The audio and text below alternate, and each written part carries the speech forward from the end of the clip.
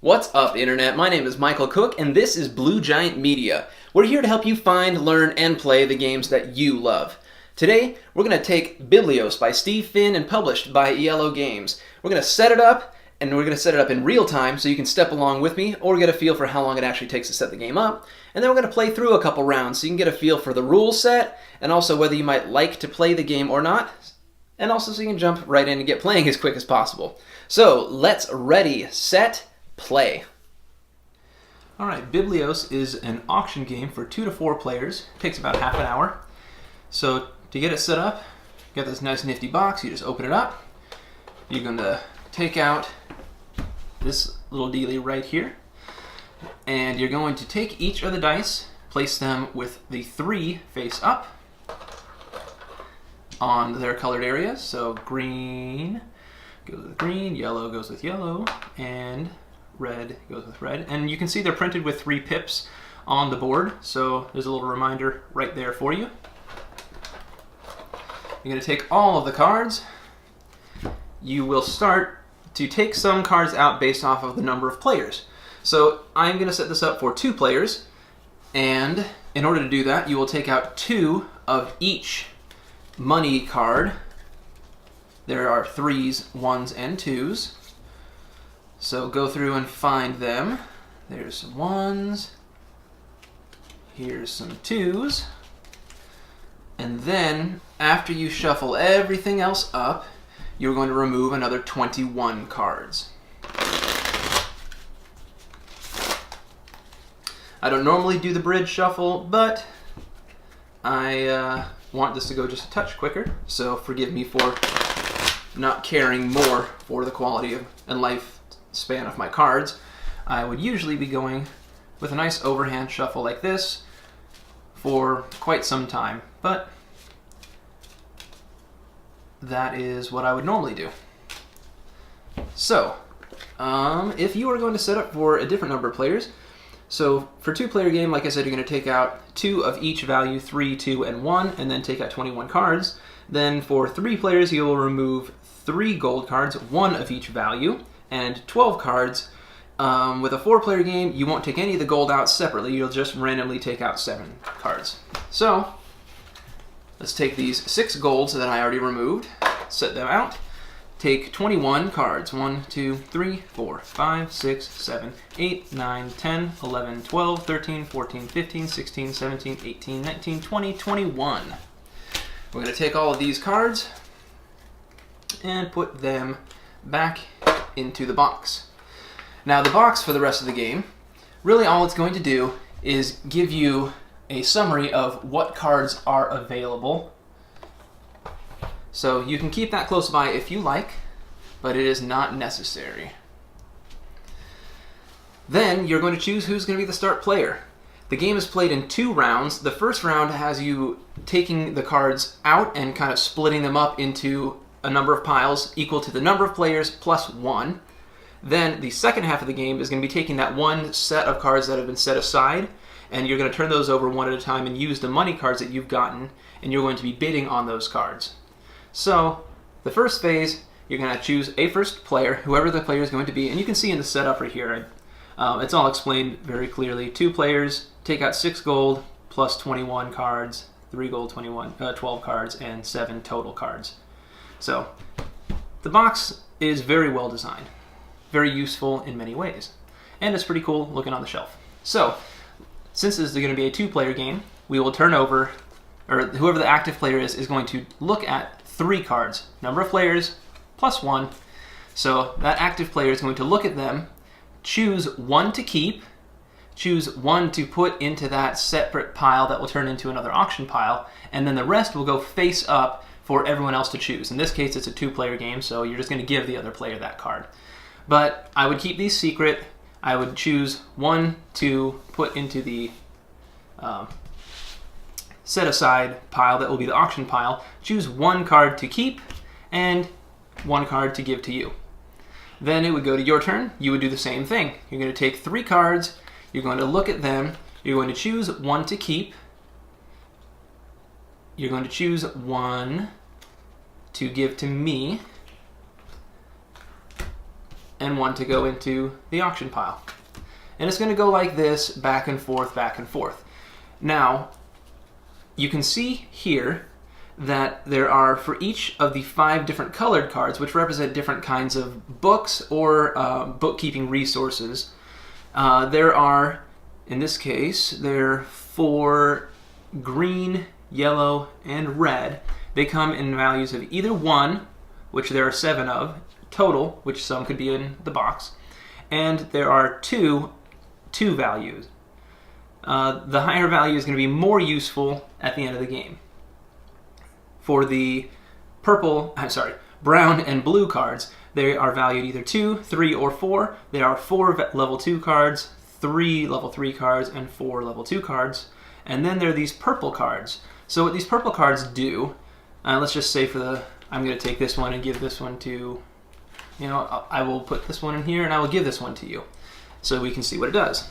When you get one of the purple cards, it's going to say either a plus or minus in the corner, and then it is going to have a number of dice in the corner.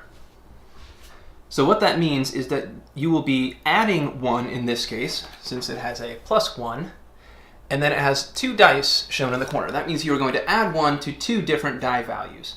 And the reason that's going to be important is because that's going to be points at the end of the game based off of who has the highest count in that color. So right now, you have a 1 of yellow and a 1 of red.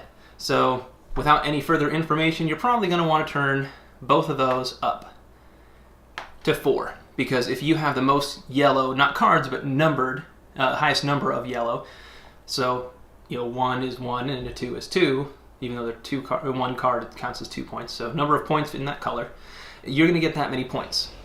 And that happens as soon as you take this card, whether it's in the gift phase or during the auction phase. As soon as somebody takes a card that is purple that has a way to modify dice, you will do that modification, adding or subtracting 1 for either 1 or 2 dice.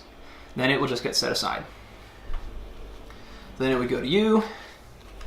So now I did not shuffle super effectively, so there's a whole bunch of 3s. Not a very difficult decision on that one because it's all the same. Here I would take the 4, put the 3 over here, and give you a 2. And it would just go back and forth like that. So right now I'll just go ahead and deal the rest out so you can get a feel for what the auction phase is going to hold.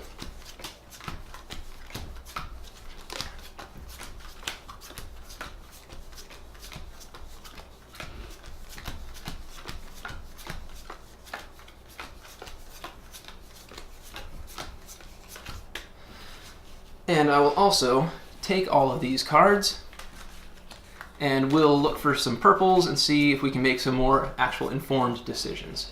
So let's separate these by color.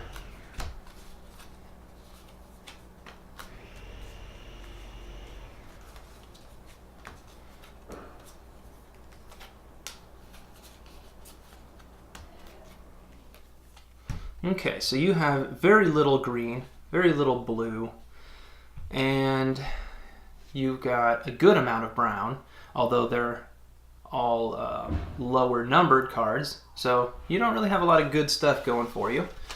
But you do have a lot of money. That will come into play as well. And over here, and this would all be secret, this would not be turned face up, so don't do that. So, yeah, I've got this -1 here. And at this point, I might know that I've handed you a certain number of cards. Maybe I know that you've gotten a decent number of red, plus I've seen that you've upped the value of the reds. So I'm going to go ahead and turn that one down. And maybe I'm also thinking, okay, I just really don't know what else is going on. Maybe I just know what I have very little of. So I wouldn't necessarily know everything that I have, because I don't know, I'm not simulating exactly when I got that card. And you cannot choose to just lower one value 2 times. Not going to work, can't do it. So at this point I might say, well, I look and I know that I only have 1 brown card, so maybe I turn the brown card down, or the brown die down too. Alright, so now what we're going to do, once it goes through the auction phase, is we'll be taking these cards here and turning them over one by one. Again, choosing who's going to be the first player to start each auction. So you're going to say, again, I'll be the active player, the first player. So I will turn this card over. Since I turn the card over, you will start the bidding. If it is any card other than money, you will be bidding with money by the number on the card. So let's say you only have one card in blue. You think that you maybe want to try and challenge me, so maybe you say you want to spend 3 gold on that. And I might look at my cards and say, well, I've got 2 4s there, so maybe I'm just going to say you can have it. So you can choose at that point to either use a 3 gold or a 2 and a 1. And that's important because you cannot give change or get change. So if you had bid 4 and you had only 3s, you would have to give 2 3 cards and you would not get 2 money back. So you're usually going to want to use a higher valued card. So you would just pay that gold and take this card. Then you would turn over a card. And I would be the one who's supposed to begin bidding on that. At this point, I say, well, I think I'd like to go for that. I'll say 2. You'll say 3. Come to me and I'll say, it's not really worth it. There's probably going to be more. I'll go ahead and let it go at 3 again. So you'll pay 3 again. Then I turn over a card. So now we've got money. Now with money, you do not bid money. You bid in cards, and you don't bid by the value of the cards. You bid by number of cards. So here's when you can kind of say, well, I've given up some of my buying power, or maybe you know that you've got a whole bunch of worthless cards, or you know that you're going to lose a certain thing, a certain color for sure. You're pretty evenly spread here, so maybe you just, and you turn the card over, so I've got to start the bidding anyway. No, I turn the card over. So you'd have to start the bidding. Now, if you pass on a bid, you are out. It's just going to go to the next person. So if you're playing with 4 players and one person passes, it's going to be going around those 3 players. But it's going to keep going around the table until someone is the only person remaining who had bidded. Everybody else had passed. So maybe you just say, you know what? I don't want it. It's going to come to me. I have to give at least 1 card. So maybe I give the red card. Now, when you're paying the money, you have to show that you gave the right amount of money. But when you're paying in cards, you're just talking about the number of cards. So you don't have to tip your hand and let everybody know what color it is you're discarding, because now it's going to either value or devalue. It's going to alter the value of that color to everybody else based off what they want to take. So I can toss this red card and just say, I'm going to spend 1 card to take this. And you don't know what color I tossed. I could have tossed any one of these 5 colors. But when it comes to the money, you have to show it. And you have to do that just to make sure that you're actually giving at least the correct amount. You could be paying more and not getting change, but you have to at least be giving the minimum value for gold. All right, so now let's see, this would be you turning over that green card. And now I might say, well, I just got a little bit of money. I'm going to try and make a little bit more of a push for this. I'll say 2. Maybe you say, I'm tired of giving my 3s, so you let me have it for 2. So I have to reveal and then discard. I'll turn over a card. And it's just going to go back and forth like this. So as you play, you're going to be possibly, you know that you're really heavy into a certain number of cards. Like right here, I've got 1, 2, and 3 1s. And maybe I know that I handed you at least one of those yellow cards. So I can look over here and I can know that there are only 2 2s and 7 1s at most, because several have been taken out. There's likely less. So I can sit there and think, okay, at most there's a value of 7, 8, 9, 10, 11 possible here. And I've got 1, 2, 3, 4, 5 of them. So right now I can feel pretty confident that I've got that I've got yellow locked up. So I'm going to feel safe in increasing the value of that. And I might even feel safe in getting rid of one of these, but it's maybe a little bit too close to call. It depends on how many you've seen because you got to, at this point I would have seen 1/3 of the cards going over there. And if I see more yellow come out, then I can kind of add that into my deduction. And maybe I'll choose to try and grab that. And based off of how hard everybody else pulls for it, it gives me an idea of how close they might think they are to winning that number as well. Anyway, so you'll go through the entire deck.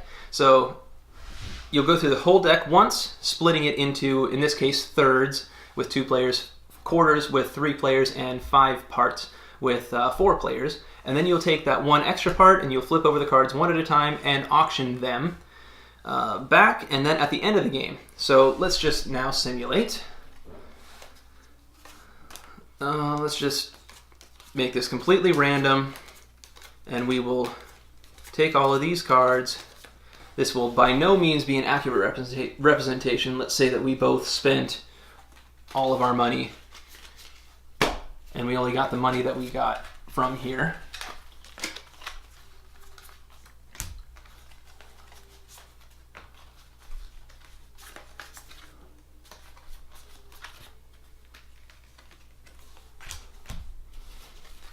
Right.